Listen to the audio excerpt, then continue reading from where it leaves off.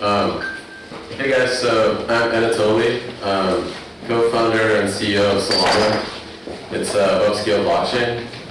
So we are a scaling solution, proof-of-stake based, and this talk will talk about our consensus mechanism. So our secret sauce is this thing that looks like a verifiable delay function that we use as a source of time before consensus. So why this design actually, like I spent most of my career at Qualcomm working on wireless networks, semiconductors, operating systems.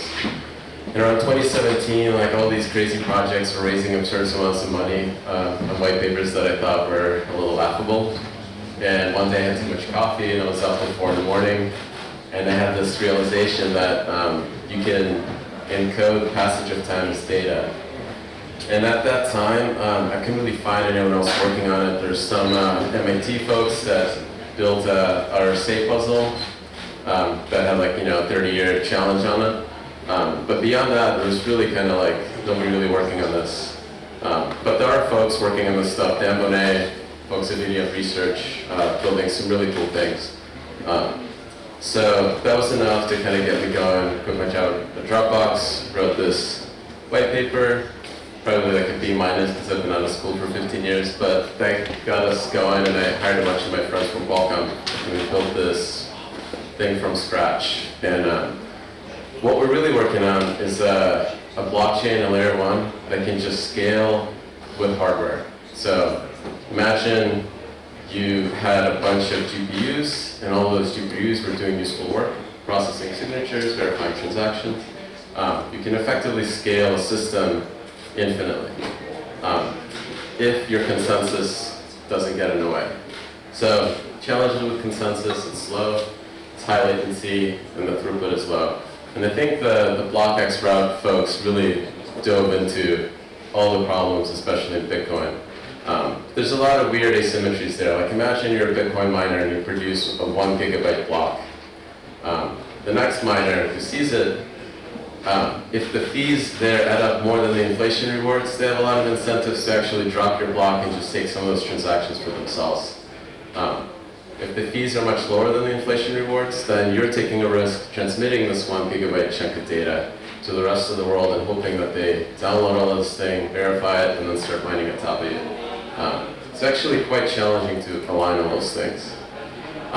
Even in a system like Cosmos, where you have a block every 3 seconds, that system synchronizes completely in every block. So what happens if you, 1 gigabit per second, 3 seconds, that's almost a full gigabit of data, a full gigabyte of data, right? So about half a gigabyte. That's a lot of data that could get dropped and therefore have an impact during that synchronization point. So you can actually do all these things because cellular networks right now serve, 3 billion people. You're going to have 5G that has point-to-point 1 gigabit connection worldwide. So the reason why they do this is back in the day when radio protocols were first discovered, when people transmit over the same frequency at the same time, they get noise, right? So the first thing that they did is give everybody a clock. So once you synchronize a clock and you rotate by second, you get this rotation that reduces the amount of collisions, and therefore the number of participants over the same channel can really scale up. So what is a verifiable delay function? And it's our clock. And our particular implementation uses SHA-256 hash function. It's an iterative hash function approach. Technically, this is not a VDF because VDF require polylog or faster verification time. But we're hardware engineers, so as soon as we saw that we can parallelize this on GPUs, we said good enough, because GPUs double the number of cores every 2 years. So you can almost think of it as exponentially getting faster and faster. So the thing is that this thing takes fixed amount of time, real time, to generate, but we have this asymmetric speedup on GPUs. So a single $700 NVIDIA GPU card is about roughly 4,000 cores, so a second worth of data can be verified in a quarter millisecond. How we do this is when we run this iterative hash function, right? Its output is the next input, just runs as fast as you can. Intel has hardware-specific SHA-256 instructions that can do, think about around 1.57 cycles, about 1.75 cycles. So this thing runs, and you sample it and you record the current SHA-256 state and the counter. So you're generating this data, kilobytes of data, and you take each sample from start to finish, and you verify that in a separate core. More specifically, a separate SIMD LAN, because we don't have any data dependencies now. And this can be done very, very quickly and cheaply. So you get this data structure that is growing kind of like a water clock, right? But can be verified very quickly by the rest of the network. So how do we actually use this thing? So imagine, like I took a picture of myself with the New York Times, right? That proves that I existed after the New York Times article was published. Now imagine somebody else took that photo and published it in the New York Times. Now that proves that I existed before that next publication, right? So you kind of get this upper and lower bound of me being alive. So as this data structure is being generated, you take any of these samples and you sign a transaction that includes that sample. That guarantees that that transaction existed, was created after that sample was generated, right? Because there's no way for you to guess this 256-bit number. So if you take a big pile of these transactions and you find the hash of those, then you take this hash and you stick it in this single-threaded process. Now that modifies this SHA-256 in this unpredictable way, and that guarantees that this pile of transactions existed before that modification. Because SHA-256 is pre-image resistant, right? So there's no way for you to predict what state change is going to occur. So now you have this upper and lower bound between events that are recorded in this data structure. So imagine, we're like on a blockchain water world. You're sitting on an island somewhere. This bottle floats by. Inside of it is a thumb drive. You plug it in, and there's like this big pile of data, right? And you read through this data, and you look at it, and it's all encoded in this data structure. You can deduce from this data alone, without any peer-to-peer communication, of the state of the network. So looking at what you consider the last 10 minutes worth of VDF hashes, you look at what nodes voted, right? Which nodes are alive, and you calculate, hey, these are the folks in the network that are currently alive. They're voting on this ledger. If that's a supermajority, you consider this ledger to be alive. And then you can sign your transaction and vote. And you can do this optimistically, because if anyone else examines this data structure, they will compute the exact same state as you. And this objectivity, right, this measurement, is what's reducing the message overhead. And allows us to kind of get consensus the hell out of the way from the rest of the system. So basically, right, you have this data structure. Alice voted some time ago, and then in the last 10 minutes, Bob and Charlie voted, and Dan voted. So I can look at the structure alone, right, and I can decide that Alice, right, voted 10 minutes, like more than 10 minutes ago. That node is down, but these three folks voted recently, and that gives me confidence that this ledger is live because this is the supermajority, and I can then identify this particular instance of the ledger by that last 256-bit hash, and that's unique, right? And I can sign my transaction and vote, and this transaction is only valid when it's encoded in the rest of the system that contains that hash that I voted on. So what's cool about this is, right, is now we have this source of time that gives us some objective view of the rest of the network. And it can't be faked. So if you guys are familiar with Tendermint, right, you have this like propose, pre-commit, these state transitions. When another validator submits a propose, when you examine it, you have to wait for the timeout of the previous state transition before you can process it. because you don't trust that that validator submitted this message correctly, right? They could have gone ahead, skipped, their clock could be malfunctioning, and they actually went ahead and proposed a block early. Using this technique, you don't actually have to wait for that state transition, because when you receive a message, you receive a proof that that delay occurred, and you can process that state transition instantly. And this is why we're able to reduce our block times to roughly around 400 milliseconds. So imagine you have a blockchain, the block times are 400 milliseconds. It's now starting to behave more like a centralized system. You can run applications on it where the UI transitions actually occur, like in human time frames. So how do we actually produce blocks? And we do a very, very boring thing called time division multiple access. If any of you guys ever worked in cellular networks, this was like the first thing that people thought of. And you basically take all your validators, and you do a stake-weighted round robin, and you switch between them really, really fast. We try to switch between them every 400 milliseconds, but we're kind of cheating a little bit, so we're scheduling the leaders 4 times in a row, so it's roughly about 1.6 seconds right now. But I think there's just, we'll do a bunch of work, and I think switching every 400 milliseconds is possible. So basically, what is 400 milliseconds? It's not actual time that you measure in a clock, right? This is actually data that's being generated in this ledger.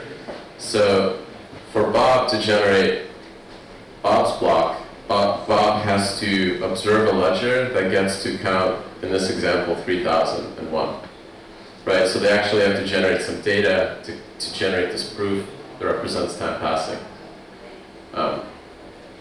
And what that means when they can produce a block is between count 3000 and 6000, Bob can modify this hash chain, can insert transactions into this single-threaded, single-core process, and therefore Bob's state diverges from the rest of the network, because no one else knows what exactly Bob is encoding, right? And those hashes keep changing. So how the hell do we actually come to consensus? If my previous point made any sense, how would Tendermint actually deal with a half a gigabyte block when you have to come to full synchronization on the state of that block in a real world network, when packets constantly get dropped, when you're dealing with random people downloading Netflix? This full synchronization, I think, is practically impossible unless you super connect the network with fiber. So what we have is a version of a synchronous consensus, and this was really inspired by the original PBFT paper. If you guys remember that paper, there's a little side note. If you have if messages start timing out, just exponentially grow the timeouts until the system works. So imagine we took these timeouts and we encoded them, or the state that these timeouts exist, in the state machine that's executing on the ledger. What that means is that when I vote, like Alice was voting on fork 1, Alice is committing some safety to this particular fork. And that safety commitment lasts about 2 slots. So Alice can't vote on anything that doesn't include that fork unless that thing is at least past slot 4. But if Alice votes again, right, the previous commitment doubles, and doubles again, and doubles again. So imagine this kept going, right, every 400 milliseconds Alice is voting. After 32 votes, you get 2 to the 32 amount of slots. And no matter how you measure that, that's a large number, and it's effectively infinite, right? So Alice just created a commitment to safety that is very, very long. At 400 milliseconds, it's roughly 50 years. So Alice is basically expecting that to never go away, right? That particular fork to never go away. So that is how we, exponentially trade safety versus liveness, and the network gets to full safety really, really quickly. But that means that at that particular fork, we lose liveness, right? And in that particular moment, right, when the network hits this 2 to the 32 number, we kind of pick this out of a hat. because it's a large enough number. That particular state transition is what generates a reward for Alice. So Alice has this incentive to continuously vote as fast as she can. So I don't think I have a slide for this, but imagine there was a network timeout and Alice had to wait, and those votes expire. Alice has to start over and rebuild the stack all the way until it's full, and then she can continue doubling the timeouts.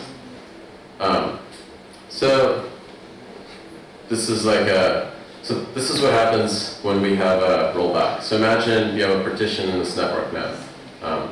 So because you're continuously voting, right, and you're continuously committing to safety, you have this incentive to avoid committing yourself on a fork that no one else is on. Right, so you're examining the state, just like in that bottle example, you're looking for a set of supermajority of nodes that are also voting in the same fork, and you only vote when you see that supermajority. But you can do this asynchronously. So unlike Cosmos, where you have to observe a full pre-commit, transition from everyone else, from the supermajority, you can actually kind of continue voting, because every time you vote, you're only adding a little bit on this new change, right? You're only committing for a very short amount of time. So when we do have a partition, and on the internet, partitions happen all the time, right? Blocks, packets get dropped all over the place. So let's say Alice and Bob are in a separate fork, and they're generating data, right? Alice and Bob see each other's data, and they're voting, but Charlie and Dan don't. So while Alice and Bob were generating this fork, Charlie and Dan and Eve were generating a virtual representation of this ledger. Effectively, they're running their own VDF, spinning one single core, and generating a data structure that is empty because it doesn't have any state transitions in it. And because it doesn't have any modifications, Charlie, Dan, and Eve are perfectly synchronized. So when Charlie proposes a new block, right, in Charlie's partition, Dan and Eve can observe it and process it and see that it's correct. But Alice and Bob can't, because they're locked out, right? Because they were in a partition that was voting against each other. But as soon as their lockouts expire, they can remove that state and now can vote. So the network comes back together. And that's basically how we do our version of BFT. So because of this asynchronous property, and because our blocks are so short, right, they're measured in time, not in data, we can stuff as much data into this thing as possible, right? Effectively, how big is your network bandwidth? Dump as many transactions in there as you can, and then try to process them, as many of them as you can. So with CPUs, I don't know if we can play this video through this thing. So with CPUs, we can, on a globally distributed network over 5 continents, 200 plus nodes, we can process 30,000 transactions per second. And that's because our transaction format specifies the data dependencies in the transaction itself. So the challenge there is sort and execute. With GPUs, we can process 50 to 80,000 TPS on a similar distribution, similar scale network.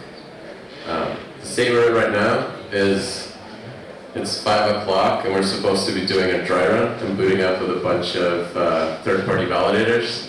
And our last 2 dry runs fell over in about 20 minutes, so I'm excited to see what actually happens. So we're basically in the game of stakes phase of the network.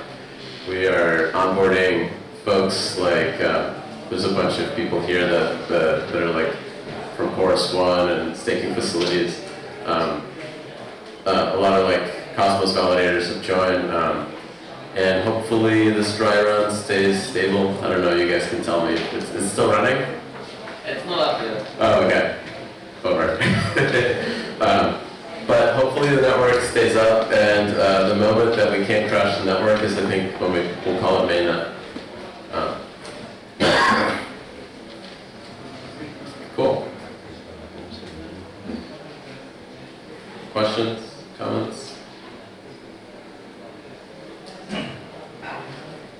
Usually silence means you guys have perfectly understood everything.